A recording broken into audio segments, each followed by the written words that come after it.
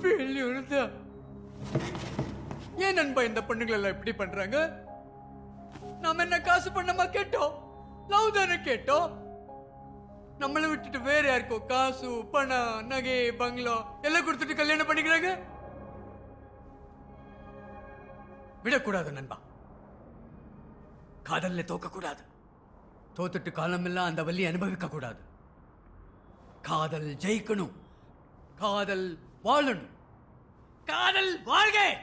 காதல் வாழ்க. நான் பண்ண தப்பு நீயும் பண்ணிடாத நண்பா. ஆசைப்பட்ட பண்ணும் எங்க இருந்தாலும் தூக்கிட்டு வந்து கல்யாணம் பண்ணும்.